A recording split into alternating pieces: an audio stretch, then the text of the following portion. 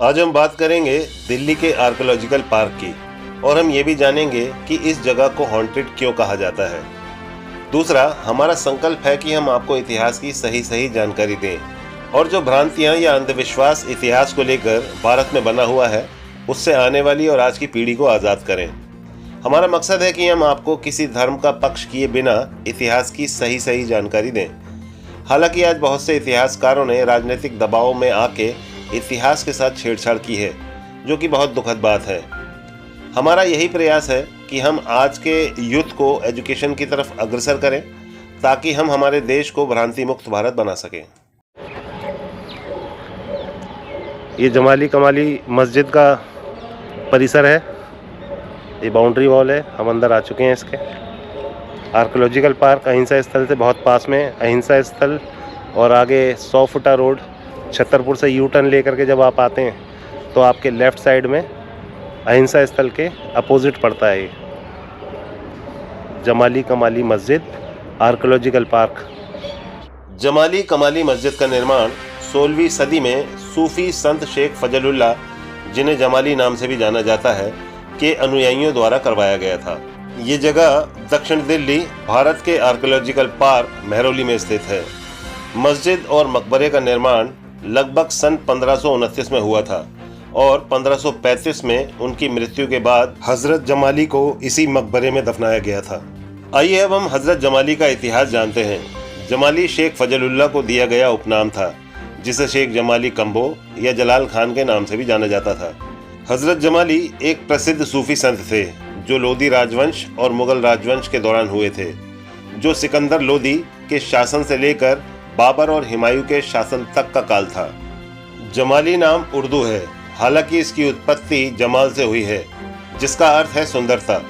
जमाली एक लोकप्रिय कवि भी थे जिन्होंने एशिया और मध्य पूर्व एशिया की व्यापक यात्राएं की थी। लोदी वंश के शासनकाल में वे दरबारी कवि बने और मुगल शासकों बाबर और उसके पुत्र हुमायूं का संरक्षण प्राप्त करते रहे। उनकी कविताओं में उस समय के फारसी रहस्यवाद की झलक मिलती है।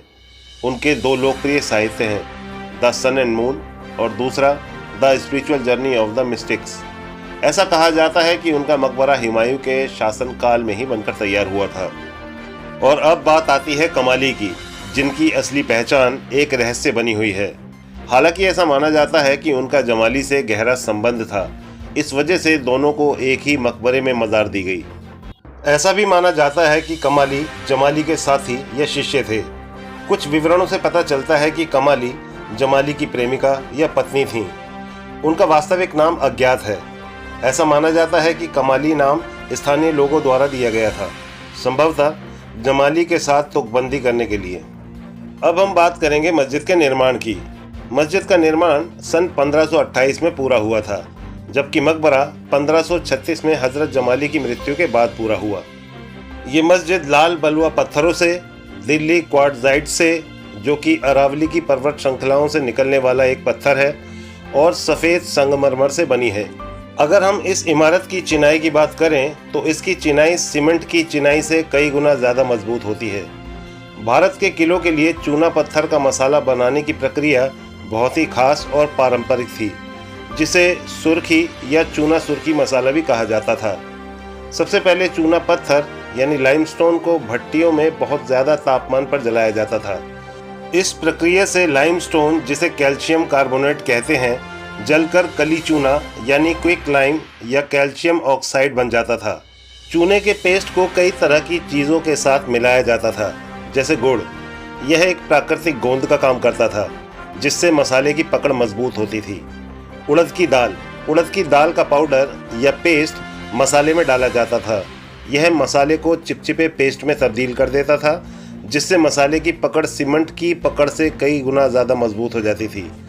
और जूट के रेशे या अन्य फाइबर ये मसाले में दरारें पड़ने से रोकते थे और उसे लचीलापन देते थे। अब हम बात करेंगे कि इस जगह को हॉन्टेड या भूतिया क्यों कहा जाता है।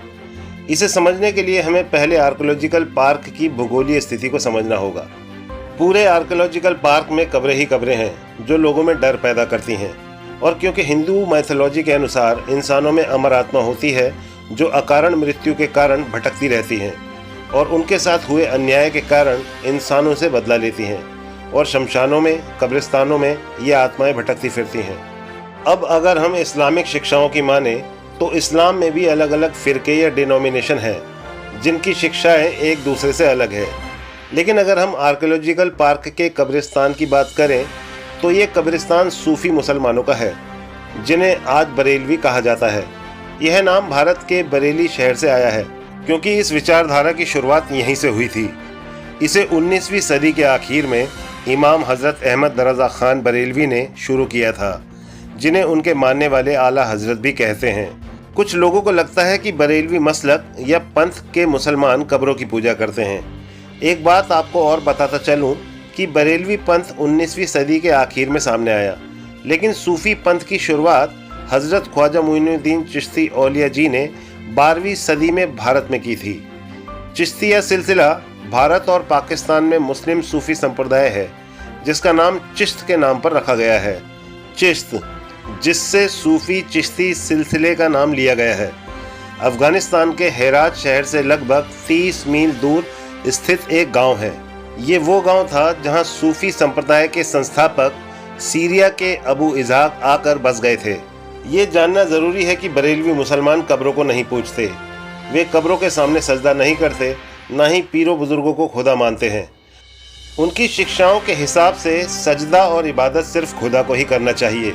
उनका यह मानना है कि वे कब्र में दफन शख्स के सम्मान में कब्र पर फूल और चादर चढ़ाते हैं या इत्र भी वे खुशबू के लिए चढ़ाते हैं। उनका मानना है कि इन सूफ़ी पीरों या बुज़ुर्गों के वसीले से या इनके ज़रिए खुदा से दुआ की जाए तो खुदा सुनता है। ये ऐसा ही है जैसा पुराने समय में लोग खुदा के नबियों के वसीले से खुदा से दुआ करते थे। अगर हम सूफ़ियों की मान्यताओं की बात करें तो इन मज़ारों में सूफ़ी बुज़ुर्ग बरज़ख की अवस्था में हैं। बरज़ख एक ऐसी अवस्था है जहां इंसान अपने भौतिक शरीर को छोड़कर क़यामत के आने तक इंतज़ार करता है। कुछ लोगों का मानना ये भी है कि इस जगह जिन्नों का बसेरा है जो इंसानों को अपने चुंगल में जकड़ लेते हैं और इंसान पागलों की तरह बदहोश फिरता है। अगर हम कुरान और कुरान से पहले की किताबों की बात करें तो इन किताबों में जैसे तौरात, इंजिल या पाक शहीफों में यानी पवित्र किताबों में डीमंस का विवरण मिलता है। इन किताबों के अनुसार ये डीमंस बुरी अलौकिक शक्तियाँ होती हैं। इन शक्तियों को अक्सर इंसानों को गुमराह करने, नुकसान पहुँचाने और बुराई की तरफ खींचने वाला माना जाता है। ये डीमंस इंसानों को खुदा के रास्ते या नेकी के रास्ते पर नहीं चलने देना चाहते। वे चाहते हैं कि इंसान जब तक बुराई करता रहेगा तब तक खुदा का मकसद पूरा नहीं होगा। अब हम खुलकर आपसे इस विषय पर बात करते हैं। आइए जानते हैं इस विषय को। ये इमाम के खड़े होने की जगह है जहाँ से वो नमाज अदा करवाते थे। और ये जो आप स्टार देख रहे हैं इसको 6 कॉर्नर स्टार कहते हैं। इज़राइल के झंडे पे आपने ये स्टार देखा होगा। इसका ताल्लुक स्पिरिटिज़म से है। इसके विषय में ही हम आपके साथ इस वीडियो में चर्चा करेंगे। 6 कॉर्नर स्टार।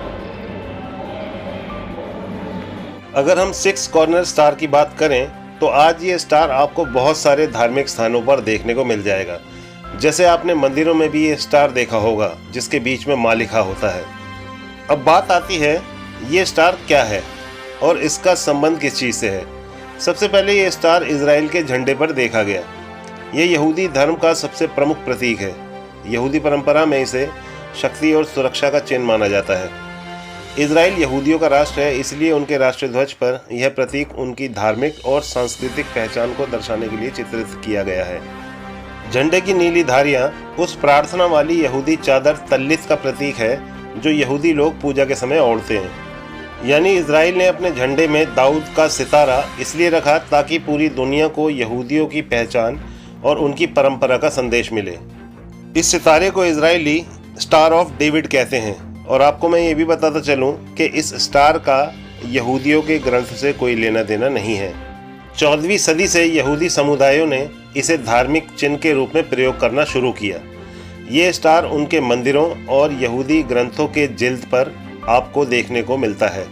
19वीं सदी में जब यहूदी ज़ायोनिस्ट आंदोलन, जिसे हम ज़ायोनिस्ट मूवमेंट के नाम से जानते हैं, चला रहे थे, तब इस सितारे को उनके सामूहिक राष्ट्रीय प्रतीक के रूप में पहली बार अपनाया गया।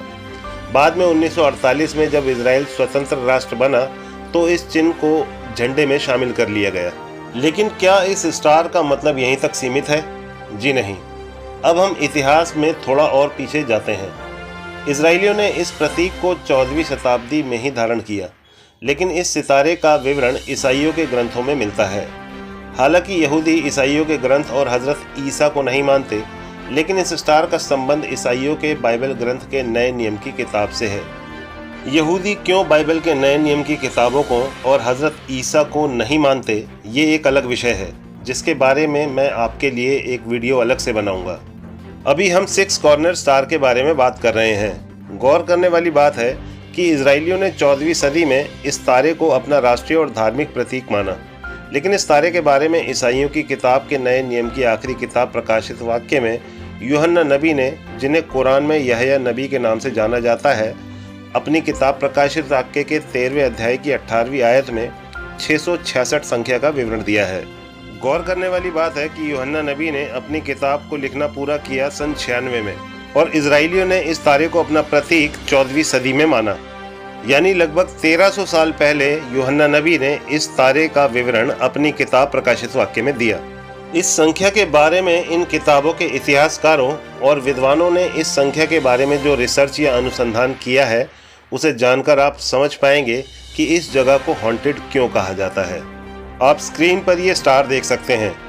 इसके जो कॉर्नर पॉइंट हैं वो भी 6 हैं। जहाँ पे मैंने रेड डॉट डाल रखा है वो पॉइंट भी 6 हैं, और जहाँ मैंने ग्रीन डॉट डाल रखे हैं वो पॉइंट भी 6 हैं। तो इस तरह 3 6 बनते हैं, यानी 666। और इन्हीं 666 के बारे में यूहन्ना अपनी किताब में विवरण देते हैं। इस संख्या में संख्या 6 3 बार आती है। संख्या 6 अपूर्णता या मानवीय शारीरिक दोष को दर्शाती है, लेकिन जब ये संख्या यूहन्ना 3 बार लिखते हैं तो ये शारीरिक अपूर्णता, अस्वाभाविक यौन संबंध, समलैंगिकता, धार्मिक अपूर्णता, व्यापारिक अपूर्णता और राजनैतिक अपूर्णता को दर्शाता है। अब आपसे मेरा सवाल है कि क्या इन सभी अपूर्णताओं में आपको नैतिकता नजर आती है या पवित्रता नजर आती है? मेरे ख्याल से आपका जवाब होगा नहीं। यूहन्ना ये भी समझाते हैं कि ये संख्या शैतान या इब्लिस की संख्या है, क्योंकि इससे स्पष्ट होता है कि ये अपूर्णता, चाहे ये शारीरिक अपूर्णता हो, समलैंगिकता हो, शादी के बाहर यौन संबंध हो, धर्मों के द्वारा मानवीय मानसिक शोषण हो, या राजनीतिक तौर पर मानवीय समाज का शोषण हो, ये सब एक अपूर्णता को दर्शाते हैं जिसकी संख्या 666 है। तो अब जाहिर सी बात है कि ये संख्या ईश्वर की तरफ से तो नहीं हो सकती। तो अब बात आती है कि इस स्टार को लोग क्यों इस्तेमाल करते थे। अगर हम सीधे तौर पर कहें तो ये एक तांत्रिक तंत्र है जिसका नाता तांत्रिक क्रियाओं से है। यूहन्ना नबी आगे बताते हैं कि आज पृथ्वी पर जो मानव और जीव जंतुओं की दुर्दशा है, शैतान और उसके साथ के दुष्ट सरदूतों के कारण है। शैतान अपने लिए उपासना चाहता था जो हक सिर्फ परमेश्वर का है, यानी ईश्वर की ही उपासना की जानी चाहिए, लेकिन शैतान ये उपासना इंसानों से अपने लिए चाहता था, जिस कारण उसने पहले मानव जोड़े को, जिसे हम आदम और हव्वा या एडम एंड ईव के नाम से जानते हैं, गलत काम करने के लिए वर्गलाया, जिससे इंसानों के लिए परमेश्वर का मकसद अधूरा रह गया और शैतान का ईश्वर के विरुद्ध होने के कारण मानव जाति पर विनाश टूट पड़ा। आज यही दुष्ट सरदूत, जिन्हें हम अंग्रेजी में डीमंस कहते हैं, जिनका स्वर्ग से बहिष्कार कर दिया गया है, इंसानों को प्रताड़ित करते हैं और ऐसे ही सुनसान इलाकों में रहते हैं। यहूदियों, ईसाइयों और मुसलमानों के ग्रंथों के हिसाब से अमर आत्मा नाम की चीज़ नहीं होती, और न ही बौद्ध धर्म के हिसाब से अमर आत्मा होती है। हाँ, लेकिन यहूदियों, ईसाइयों और इस्लाम के हिसाब से शैतान और उसके दुष्ट सरदूत, जिन्हें हम डीमंस कहते हैं, इंसानों को जकड़कर बुराई की तरफ ले जाते हैं ताकि इंसान कभी भी ईश्वर से अच्छा संबंध कायम ना कर सकें। तो दोस्तों, उम्मीद है कि आपको ये जानकारी पसंद आई होगी। अगर आपको ये जानकारी पसंद आई और हमारी मेहनत अच्छी लगी तो कृपया हमारे चैनल को सब्सक्राइब करें और कमेंट सेक्शन में अपनी राय ज़रूर हमारे साथ साझा करें, ताकि हम अपने अंदर और सुधार करें और अपने काम में और सुधार करके आपको ऐसी ही बेहतरीन जानकारियाँ प्रोवाइड कराते रहें। धन्यवाद। Thank you so much.